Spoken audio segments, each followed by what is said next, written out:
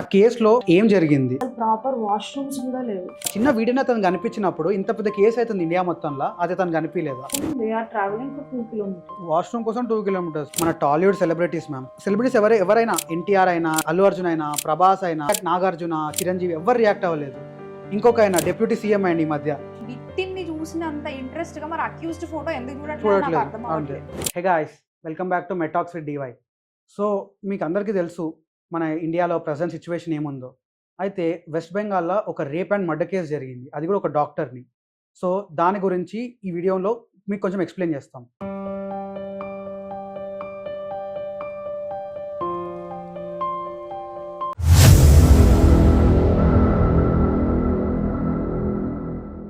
So here we welcome Dr. Chandrika Reddy, postgraduate from Osmania Medical College. She is not only a postgraduate but also Telangana State Judah spokesperson. Welcome, ma'am. Hi Ramesh. So ma'am, అసలు ఆ కేసులో first ఏం జరిగింది? So actually మనకు అందరికీ తెలుసు, like August 9th రోజు early morning ఆర్జేకార్ medical college కోల్కతాలో ఒక second year post graduate pulmonology చదువుతున్న ఒక ఫీమేల్ పోస్ట్ గ్రాడ్యుయేట్ మీద అక్కడ ఒక డెడ్ బాడీ కనిపించింది మనకు సెమినార్ హాల్లో. సో అది డెడ్ బాడీ కనిపించింది, బట్ అది ఏంటి ఎలా అన్నది ఓవరాల్ గా ఇన్ మీన్ వైల్ ఒక 4 hours తర్వాత మనకు తెలిసింది అది ఎక్కడ వరకు ఏంటి అన్నది. ఆ డెడ్ బాడీ కనిపించిన 3 hours కి దే ఇన్ఫార్మ్ దర్ పేరెంట్స్. అప్పటి వరకు కూడా తనకి ఆ బాడీని వాళ్ళ పేరెంట్స్ కి చూపించలేదు. అండ్ ఫోన్ చేసి చెప్పడం కూడా అడ్మినిస్ట్రేషన్స్ వాళ్ళు ఏం చెప్పారంటే, మీ పాప సూసైడ్ చేసుకుంది రండి అని చెప్పారు. ఒక బాడీ కనిపించినప్పుడు అది సూసైడా లేకపోతే మర్డరా లేకపోతే ఏంటి అన్నది you cannot decide on the first. చూసిన వెంటనే నువ్వు డిసైడ్ చేయలేవు.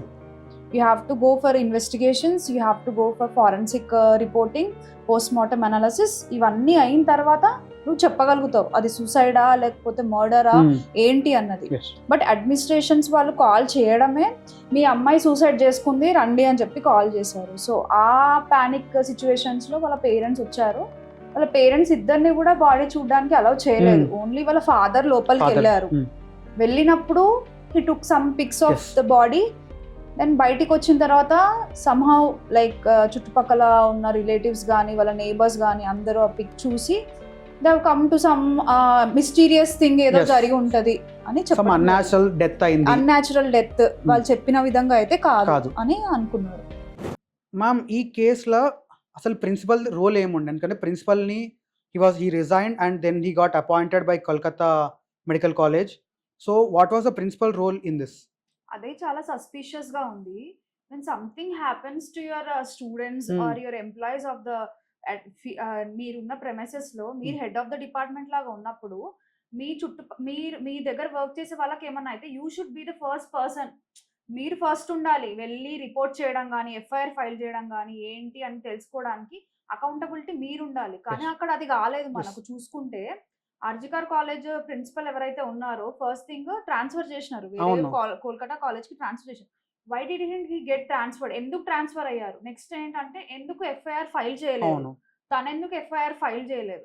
అదే కాకుండా ఆ ఇన్సిడెంట్ కి సపోర్ట్ ఎవరైతే సపోర్టివ్ గా వచ్చారో వేరే 40 members professors and other faculty members ఎవరైతే ఆ కాలేజ్ వాళ్ళు వచ్చారో వాళ్ళందరినీ ఒక 200-300 kilometers దూరంకి ట్రాన్స్ఫర్ చేశారు. ఎందుకు చేశారు అంటే అక్కడ ఏదైనా తప్పు జరిగిందా లేకపోతే ఇంకేదైనా జరుగుతుందా, ఇంకేదో మిస్టరీ ఉంది కాబట్టి అలా చేయడం జరిగింది వాళ్ళు. కానీ ఇప్పుడు మనకు పోస్ట్ మార్టం అనాలిసిస్ కూడా అది కరెక్ట్ గా రిలీజ్ చేయలేదు, పేరెంట్స్ కి చెప్పలేదు.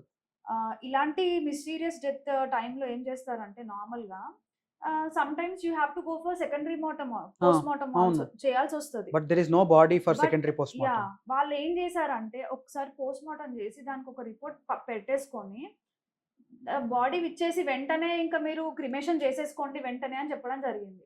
అది ఎందుకు చేశారు? అంత హడావిడిగా ఎందుకు చేశారు?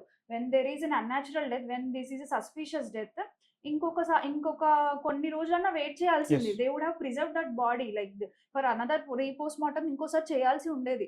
బట్ అలా చేయలేదు అక్కడ. దే లైక్ సడన్ గా they have told the parents to do it, cremation immediate గా చేయమని చెప్పినారు. సో ఇది ఒకటి మనకు సెకండ్ పాయింట్ కనిపిస్తుంది. అది కాకుండా ఇంకొకటి ఏంటంటే ఇక్కడ కంప్లీట్ గా మనకు అడ్మినిస్ట్రేటివ్ ఫెయిలియర్ ఉంది. తను ఒక సెమినార్ రూమ్‌లో పడుకోవడం ఏంటి? ఒక రెస్ట్ రూమ్ ప్రాపర్‌గా లేకపోవడం ఏంటి? సో, ఇది నాకు ఎందుకో సస్పిషియస్‌గా అనిపిస్తుంది. మ్యామ్ ఇంకోటి ఈ కేసు పోలీస్ డిపార్ట్మెంట్ హ్యాండిల్ చేయలేకపోయిందని చెప్పి సీబీఐకి ట్రాన్స్‌ఫర్ చేసిర్రు. So, why would have this happened? So, like August 13th వరకు yes. I think the case was with state. State only. Hmm. So, ఏమైందంటే తను ఎవరైతే మమతా బెనర్జీ ఎవరైతే ఉన్నారో యెస్. అక్కడ Bengal chief minister, home minister and health health minister అన్నీ minister. తానే అయి నడిపించింది. గవర్నమెంట్ మొత్తం తానే నడిపిస్తుంది. ఈ కేస్ కూడా తానే నడిపిస్తున్నట్టు అనిపిస్తుంది నాకైతే చెప్పాలంటే. బికాజ్ ఒక ఫీమేల్ డాక్టర్ అని పక్కన పెట్టండి. ఒక మహిళ ఒక జనరల్ ఒక ఫీమేల్‌కి జరిగినప్పుడు కనీసం she should have made the state government fast track investigation చేయించాల్సింది. ఇక్కడ ఏం జరిగిందంటే ఎఫ్ఐఆర్ఏ ఒక 14 కేస్ వచ్చిన 14 అవర్స్‌కి ఫైల్ చేసిర్రు. ఫైల్ చేశారు. ఎందుకు అంత లేట్‌గా ఫైల్ చేయడం జరిగింది? అండ్ ఫాస్ట్ ట్రాక్ ఇన్వెస్టిగేషన్ ఎందుకు జరగలేదు? అండ్ ఇన్వెస్టిగేషన్ ఉన్న ప్లేస్‌లో August 15th early morning like around 1:00కి ఎందుకు అంత హ్యూజ్ మాబ్ అంటే మోర్ దాన్ 5000 ప్లస్ ఒక గూండాలని ఎవరు పంపించారు? అంటే ఒక గవర్నమెంట్ ప్లేస్‌లో ఉన్నప్పుడు ఏదన్నా చూసుకోవాల్సిన బాధ్యత ప్రభుత్వానిది ఉంటది. అక్కడున్న పోలీస్ వ్యవస్థది ఉంటది. యెస్. అది గాకుండా అంత మాబ్ వచ్చినప్పుడు అసలు మనకి ఏమాత్రం హింట్ లేకుండా అయితే రాదు. యెస్. డెఫినెట్‌లీ ఎవరో ఒకరు ఎవరన్నా సరే అది గవర్నమెంట్ అయినా అనుకోవచ్చు, లేకపోతే పోలీస్ వ్యవస్థ పోలీస్. అయినా అనుకోవచ్చు.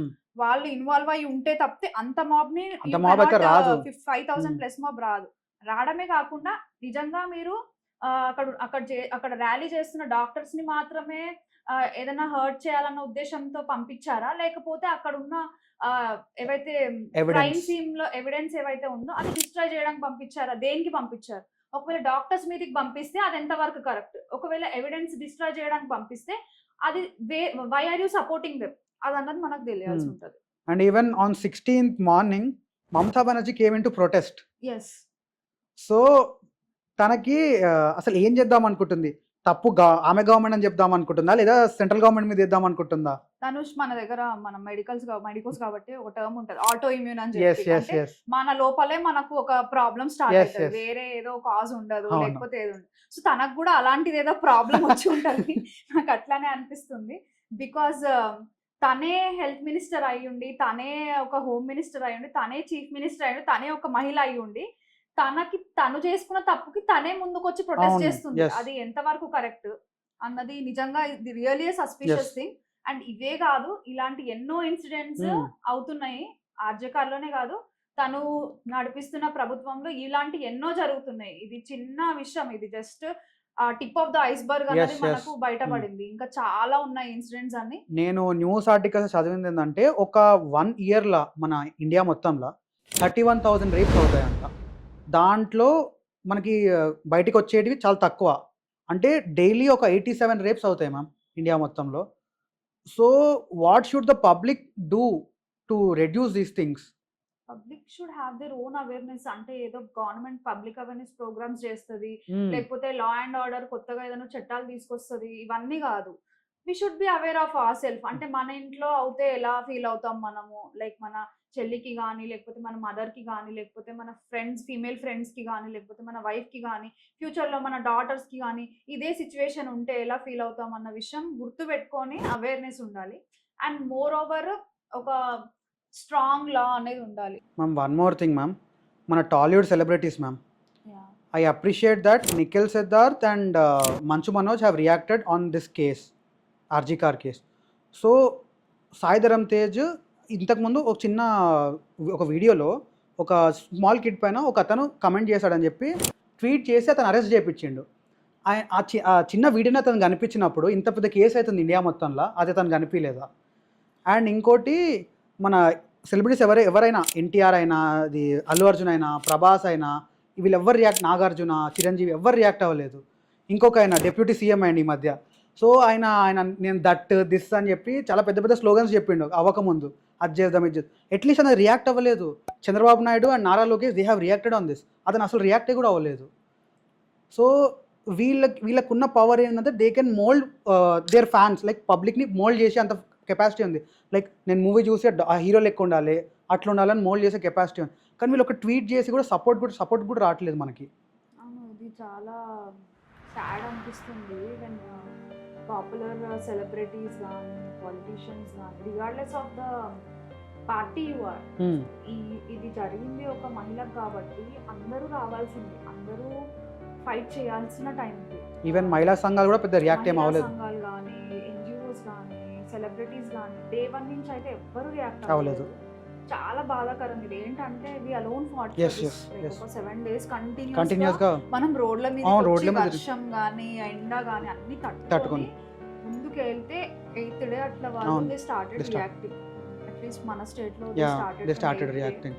But I don't know why like somehow ఇక్కడ మనకు they play more role in social accountability Yeah. అనిపిస్తుంది. పొలిటీషియన్స్ ఆర్ సెలబ్రిటీస్ వాళ్ళు ముందుకు వచ్చి ఈ విషయం మీద పోరాడితే ఇంకా తొందరగా జస్టిస్ జరుగుతుందేమో. బట్ వాళ్ళు ముందు రాకపోవడం వల్ల ఈ విషయం అనేది జనరల్ పబ్లిక్ ఇంకా వెళ్ళట్లేదు.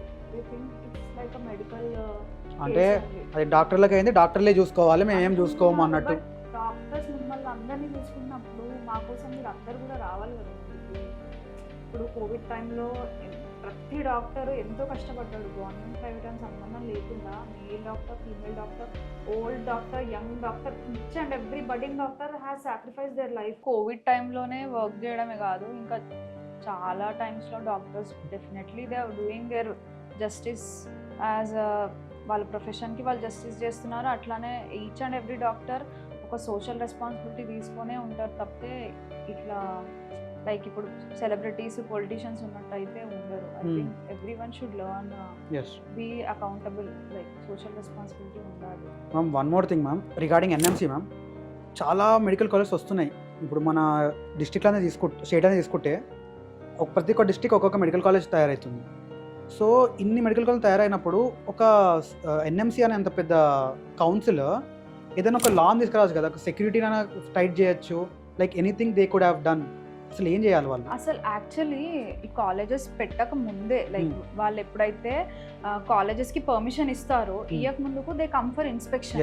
అప్పుడు ఎందుకు చూడట్లేదు వాళ్ళు? రెస్ట్ రూమ్స్ ఉన్నాయా లేదా, ఫీమేల్ డాక్టర్స్కి వాష్రూమ్స్ ఉన్నాయా, డస్ట్బిన్స్ ఉన్నాయా, when they check each and everything. అంటే మన ఏ బస్ కంపల్సరీ మ్యాండేటరీ అని చెప్పి పెట్టించినప్పుడు they should have checked all this కదా. Definitely they should do. They come for every 3 months కి 4 months ఒకసారి ఎన్ఎంసీ వస్తుంది, ఇన్స్పెక్షన్ అవుతుంది. మరి వాట్ ఆర్ దే డూయింగ్? ఏం చేస్తున్నారు చెకింగ్ లో? మన దగ్గర కూడా ఎన్ఎంసీ చెకింగ్ అయితే ఇక అన్నీ ఇది ఉండాలా ఉండాలని చెప్పి తెచ్చి పెట్టేస్తారు అప్పటికి ప్రస్తుతానికి. అదే కదా, లైక్ అడ్మినిస్ట్రేషన్ ఎక్కడ వరకు ఉందని చూసుకోవాలంటే even you have to do security audit కూడా చేయాలి. లైక్ సెక్యూరిటీ ఆడిట్ చేయాలి, ఎంత డెఫిషియన్సీ ఉందో చెప్పాలి. వాళ్ళు కరెక్ట్ చేసుకోకపోతే డోంట్ గివ్ దెమ్ పర్మిషన్స్. ఎందుకు పర్మిషన్స్ ఇస్తున్నారు? ఎందుకు ఇట్లా నార్మల్ పబ్లిక్ కి ఎందుకు ఇంత ఇబ్బంది? ఈ రోజు ఒక డాక్టర్ కి అయింది, రేపు murder, what ever it is, రేపు అదే హాస్పిటల్లో ట్రీట్మెంట్ చేసుకునే పేషెంట్ కి కావచ్చు, పేషెంట్ అటెండర్ కి కావచ్చు. Who is responsible for that? NMC రెస్పాన్సిబులా, అడ్మినిస్ట్రేటివ్ రెస్పాన్సిబులా, లేకపోతే పొలిటీషియన్ రెస్పాన్సిబులా, హెల్త్ మినిస్టర్ రెస్పాన్సిబులా, హెల్త్ సెక్రటరీ రెస్పాన్సిబులా? Who is responsible? లేకపోతే జనరల్ పబ్లిక్ రెస్పాన్సిబులా? అంటే they are not fighting back, so general public రెస్పాన్సిబులా? అది ఎవరు రెస్పాన్సిబుల్ కాదని చెప్పి లాస్ట్కి కేసు మాకు సంబంధం లేదని వదిలేసేది ప్రతిసారి అయ్యేది ఇది. మ్యామ్ మీరు ఉస్మానియా మెడికల్ కాలేజ్లో ఇంటర్న్షిప్ చేశారు. సో మీకు ఇంటర్న్షిప్ ఉన్నప్పుడు ఎంత వర్స్ట్ ఫెసిలిటీస్ ఉన్నాయో మన దగ్గర దాని గురించి కొంచెం చెప్పండి. ఉస్మానియా అన్నది చాలా లైక్ చాలా టాప్ మన స్టేట్ మొత్తంలో చూసుకుంటే. మన దగ్గర ఇంటర్న్స్ కి ప్రాపర్ రూమ్ లేకుండే, నేను చేసేటప్పుడు అయితే ప్రాపర్ గా రూమ్ లేకుండే. ఆ వాష్రూమ్ ఎప్పుడు క్లాగ్డ్ ఉంటుండే. అసలు కనీసం మేల్స్ ఫీమేల్స్ ఎవ్వరు కూడా యూజ్ చేయడానికి రాకపోతుండే ఆ వాష్రూమ్. అండ్ మోర్ ఓవర్ అప్పుడు ఓల్డ్ బిల్డింగ్ న్యూ బిల్డింగ్ అని ఉంటుండే. ఆ ఓల్డ్ బిల్డింగ్ న్యూ బిల్డింగ్ నుంచి ఓల్డ్ బిల్డింగ్ కి పోవాలంటే నైట్ ఆఫ్టర్ 10 o'clock భయం అవుతుండే. లైక్ మొత్తం అంతా అసలు సరిగ్గా లైట్స్ ఉండకపోతుండే. అండ్ అక్కడ ఎవ్వరు సెక్యూరిటీ సిస్టమ్స్ ఎవ్వరు ఉండకపోతుండే. మొత్తం అంతా ఒక డెజర్టెడ్ ఏరియా లాగా ఉంటుండే మనకు. అండ్ మెయిన్ గా క్యాజువాలిటీ టైంలో డ్యూటీ చేసి రెస్ట్ తీసుకోవాలన్నా కూడా ప్రాపర్ గా బెడ్స్ ఉండకపోతుండే. ఇప్పుడు కూడా నాకు తెలిసి అలాగే పరిస్థితి. అండ్ పేషెంట్ చూసుకునేటట్టయితే అప్పుడు పేషెంట్ అగ్రెసివ్ గానే ఉన్నారు, ఇప్పుడు అగ్రెసివ్ గానే ఉన్నారు. వచ్చే వాళ్ళందరూ ఎమర్జెన్సీ కేసెసే వస్తాయి. వేరే వేరే పెరిఫరల్ హాస్పిటల్స్ అన్ని ఉన్న క్రిటికల్ కేర్ కేసెస్ అన్ని వస్తాయి కాబట్టి చాలా ఎమోషన్స్ తో ఉంటారు, చాలా అగ్రెసివ్ తో ఉంటారు. వాళ్ళని డీల్ చేయడం అన్నది ఇంటర్న్స్‌తో కాదు, పీజీస్‌తో కాదు, ఎవ్వరితో కాకపోతుండే. క్యాజువాలిటీలో యూ హ్యావ్ 2 ఎస్‌పీఎఫ్ వాళ్ళున్నారు. బట్ అవునవును. ఏఎంసీలో అస్సలు లేరు కాబట్టి ఏఎంసీ వాస్ లైక్ లిటరల్లీ రోజు ఒక 2, 3 గొడవలన్నా అవుతుండే ఏఎంసీలో. ఏదో ఒక కేస్‌లో. అంటే కేస్ బ్యాడ్ అయితే ఇంకా మాకు అరే! కొంచెం సెక్యూరిటీ ఉంటే బావుండు.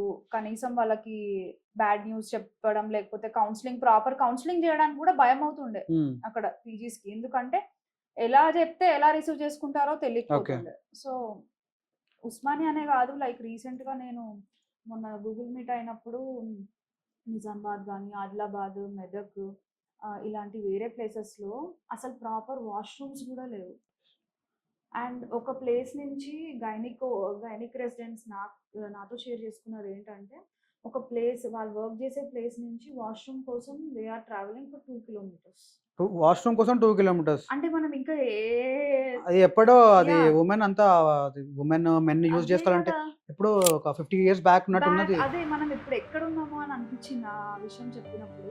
Like 2 kilometres you are travelling for washroom. అది నైట్ టైమ్‌లో నీకొస్తే ఎంత రిస్కీ చూడు. నువ్వు యెస్. ఒక్కదానివి వెళ్ళలేవు. You yes. Have to take some other female PG with you and yes. Go.